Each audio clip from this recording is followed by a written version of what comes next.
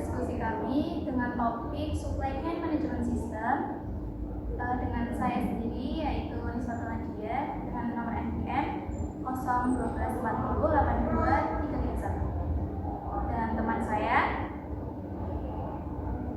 Aulana Sofiani dengan NPM 0124082241. Saya Cynthia Ratnadewi dengan NPM 0124082341.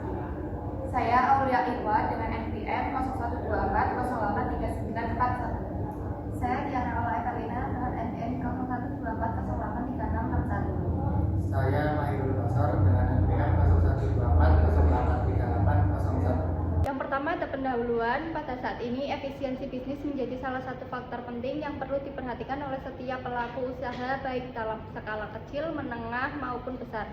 Efisiensi tersebut akan secara langsung memengaruhi biaya produksi maupun biaya pendistribusian suatu produk yang pada akhirnya berdampak pada penentuan harga jual di pasar.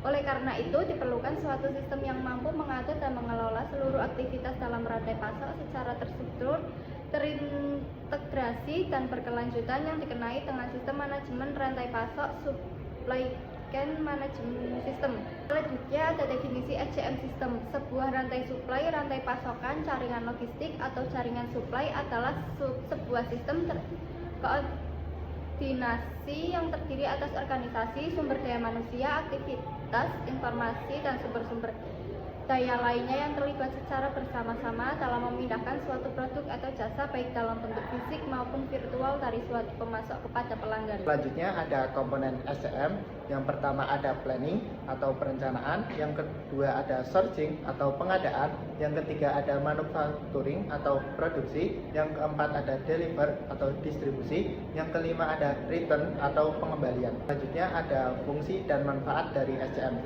Yang pertama memaksimalkan pemanfaatan aset, yang kedua perusahaan menurunkan biaya, yang ketiga meningkatkan pendapatan perusahaan, yang keempat memuaskan pelanggan, yang kelima perusahaan semakin besar, yang keenam menjadi mediasa pasar, yang ketujuh meningkatkan keuntungan. Berikutnya ada cara kerja. Manajemen rantai pasokan SCM berfungsi dengan menyatukan semua kegiatan perusahaan ke dalam sebuah sistem berbasis awan yang dimanfaatkan oleh berbagai departemen seperti pengadaan, penjualan, keuangan, dan penyimpanan.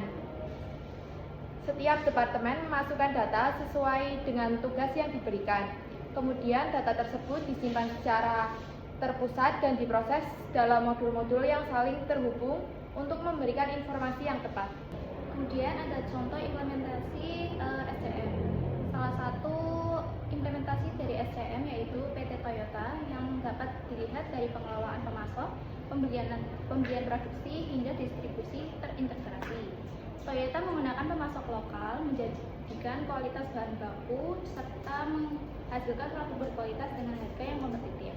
Setelah pandemi, Toyota menyesuaikan strategi operasional dan mengoptimalkan kembali distribusi serta pemasaran untuk menjaga produktivitas. Kelebihan dan kekurangan. Kelebihan 1.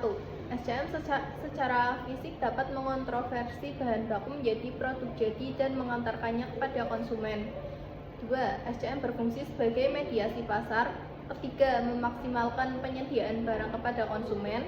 Keempat, meminimalkan jumlah supplier. Dan kelima, meningkatkan pendapatan. Kekurangan 1. Melibatkan banyak pihak dengan kepentingan yang berbeda-beda. 2.